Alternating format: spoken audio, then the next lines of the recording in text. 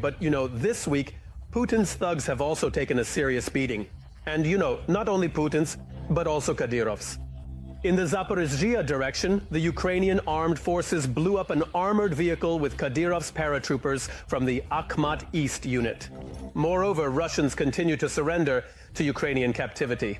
It's understandable, as since the start of the major war, Russia has lost over 900,000 military personnel, with 250,000 of them killed. These are data from NATO officials. All the details of what is happening on the battlefields are in our report. Let's watch. A few Kadyrovites down. In the temporarily occupied Melitopol of the Zaporizhzhia region, an enemy Tiger armored vehicle exploded, with the crew and paratroopers from the Akhmat East unit. Meanwhile, the Russians themselves are fleeing to the Ukrainian armed forces. A company commander from St. Petersburg surrendered along with his subordinates. The Russian battalion, which included his company, was almost completely destroyed. Only 5 soldiers remain, reports Censor.net. Were they dying of hunger at the position? Yes. They wanted to take me down with their... And 2 Ukrainian fighters covered you? It was the right decision to surrender to you, as I saved my life and the lives of my comrades who came out with me. But not everyone manages to save their life. The aggressor country, Russia, has lost more than 900,000 military personnel since the start of the full-scale invasion of Ukraine. Of those, 250,000 were killed. These figures were announced by a high-ranking NATO official.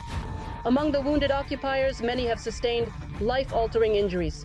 The total mobilization reserve of the occupying country is about 15 million. The current losses will be replenished through the spring draft. It is planned to call up to 160,000 personnel. Most likely, these 160,000 will be used as an operational reserve to address strategic tasks both within the territory of the Russian Federation, such as pushing Ukrainian defense forces out of the Kursk and Belgorod regions, and directly in the zone of the so-called special military operation on the territory of Ukraine.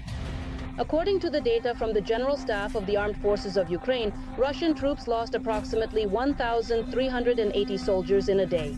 In addition, the occupiers lost 100 units of military equipment. NATO General Christopher Cavoli compared Russia's losses in Ukraine to an entire U.S. tank corps, which is more than 4,000 tanks. The Russian occupation army has lost 10,528 tanks over the entire period of the large-scale invasion of Ukraine. Just in the last day, the Russian occupiers lost another 7 units of heavy armored vehicles. And for understanding, as of even the year 24, according to satellite images on long-term storage bases, from about 6,000 tanks that were there at the start of the large-scale invasion, no more than 2,000 remain. Already this year, according to experts' estimates, Russia may face a shortage of tanks due to huge losses on the front and production issues. At the moment, the Russian Federation is unable to produce modern models of heavy armored vehicles. In the Russian Federation, there is only one enterprise capable of producing heavy armored vehicles, as they say, from scratch. This is Uralvagonzavod.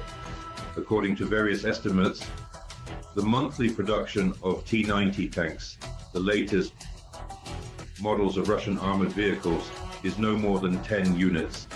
According to the estimates of both foreign and Russian specialists, the production of the latest models of armored vehicles in the Russian Federation is at the level of up to 200 tanks per year. Meanwhile, NATO sees no signs that Moscow is preparing for a ceasefire. Its goals remain unchanged. In the last 2 weeks, there has been a sharp intensification of hostilities along the entire length of the line of contact. This concerns both military actions on the territory of the Russian Federation and directly on the territory of Ukraine. Moreover, the Russian Federation is trying to expand the theater of operations by involving the territories of the Sumy and Kharkiv regions.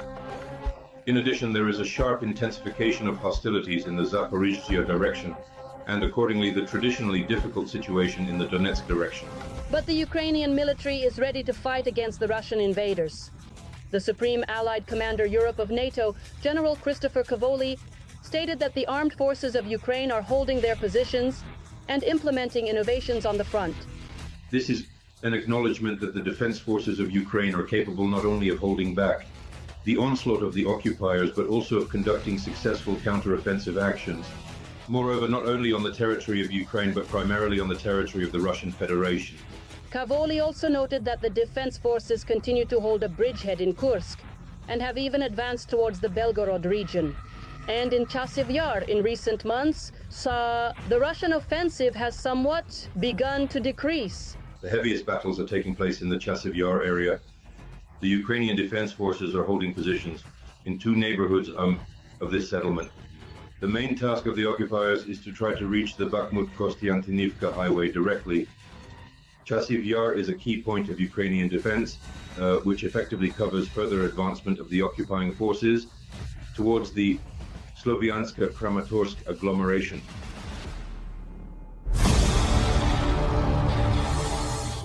Well, now let's analyze the operational situation on the Kramatorsk and Toretsk fronts. The bloody frenzy of the enemy's army continues here as well.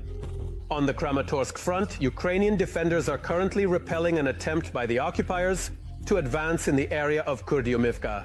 Our defenders have already successfully stopped two clashes near Chasiv Yar. On the Toretsk front, the enemy attacked 8 times near Dakhne, Shcherbinivka, and Toretsk. One clash is still ongoing. The liberation of the Chernihiv region from Russian invaders, which occurred just over 3 years ago, is a separate and crucial part of this terrible war. For an endlessly long 33 days, Chernihiv was a territory of Russian torture chambers, burned Russian equipment, and shot people. Once again, the Chernihiv region was liberated from the Russian world just over 3 years ago. And one of the first groups of journalists to enter after that was the film crew of our colleagues from the television news service. Natalia Nagornaya, along with the military and local residents, recalled how it was. Let's watch the report.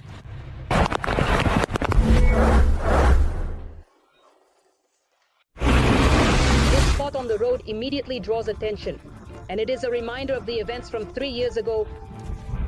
It was here that we came 3 years ago to see a liberated Chernihiv region. The villages of Starya and Novyi Bikiv were among the first settlements to be liberated. Even the weather was similar back then. Only we were walking here in helmets and bulletproof vests. Here is where the Kyiv region ends and the Chernihiv region begins. And it was precisely here that until recently was the last line of our defense. These are shots from our archive and evidence of how the local residents were preparing to resist the occupiers. The locals were also preparing, making bandera smoothies, but volunteers arrived, and it wasn't needed. In the middle of the field lay remnants of rockets.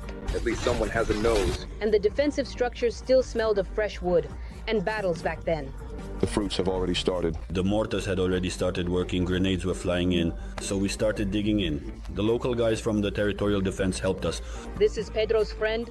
At the moment, he is serving in the 67th Brigade and is currently fighting on the Sumy and Kursk fronts. He was able to get to Bykov 2.5 years after its liberation. There was a very deep and profound sense of nostalgia. It feels like I'm back in 1914-15, just as the war started. Just when the war started. The commander of their battalion is Taras Babanish. In April 2022, Hammer was our guide. He made sure we stayed on the road and constantly talked about his fighters, of whom he is very proud.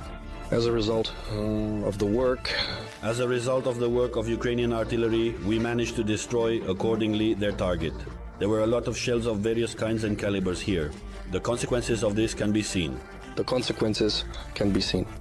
The former Russian ammunition depot now more closely resembles a melon field. Only instead of watermelons, there are remnants of grads and artillery shells lying around. After Chernihiv region, the right sector relocated to the Kharkiv region. Their friend Hammer led the guys into battle and died. I bring in the people and say, I will personally oversee everything here. Position the people. But since he went first, he took all the fire upon himself. He died. Focus's friend also died that day. Friend Focus also died that day. But back then, 3 years ago in Free Bykov, we didn't yet know that we were accompanied by a future official hero of Ukraine. This title was awarded to friend Hammer posthumously. This particular intersection from 3 years ago stands out in my memory the most because there was a pile of burnt Russian scrap metal with a symbolic U circle marking. The occupation of this community lasted 33 days. In the village of Novaya Basan, the number of residents at that time doubled. Unfortunately, at the beginning of the full-scale invasion, everyone who tried to leave Kiev in this direction, heading to relatives or acquaintances, thought it would be safer here, but ended up in occupation. I was held captive from March 5th to March 30th. In total, there were 20 of us held captive in Basan, including myself. Altogether, 20 people. Nikolai Dyachenko, the local chairman, counted the passage of 850 units of enemy equipment by March 5th. After that, there was no time for counting. 19 civilians died in the community, including a teenager. The war is not with us and not about us. And then It turned out to be with us and about us. It's not easy to remember even 3 years later.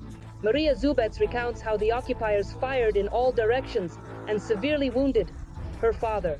The hospital had neither medicine nor heating. she says, "Why are you wounded?" Well, I say, "It happened here, your people were shooting. That's how I got wounded." They came in and indeed they see a person lying there. And Grandpa isn't offended that we wounded him. And the grandfather doesn't hold a grudge that we wounded him. Father started crying. Our family pediatrician stayed there along with a paramedic. At least at night, we could somehow keep in touch about the condition, what, where, and how, since they were in a cold building that was no longer heated, and they had no food, no water, nothing. And the injury was quite severe. I am very grateful even though my father died. Even burying the dead was impossible. Svetlana recounts Nikolai's story. He loved walking around the village. And we can probably guess that he was just walking and the Russians might have said something to him. But no one knows these details. They shot him. Kolya lay there for a whole month. His parents lived on a completely different street. They weren't even allowed to take him away. Svetlana shows videos and photos of the battles for their community. A soldier from the 10th Mountain Assault Brigade sent them to her. Because locals had their phones taken away, and it was simply impossible to leave the house. We saw the first soldiers unexpectedly when they suddenly appeared. Well, I generally never cry, but something, I don't know, made me a little emotional. We saw the first soldiers on our street when they were riding on a tank. There were many of them, either an APC or an IFV. They were sitting on the vehicles. I think we will learn about all the guys who liberated us. Maybe we'll write a book. I would really like that. The central streets are now named after those who fought with great bravery and dedication for the community and made the ultimate sacrifice, dying here in battle. We renamed these streets. This Zhukovskaya street was renamed in honor of Andrei Nazarevich. The 30th anniversary of victory we named after Nazar Nebozhinsky. Right at this spot where we are standing, Andrei Nazarevich died. That's why we decided to create this memorial here, a commemorative place to immortalize their memory.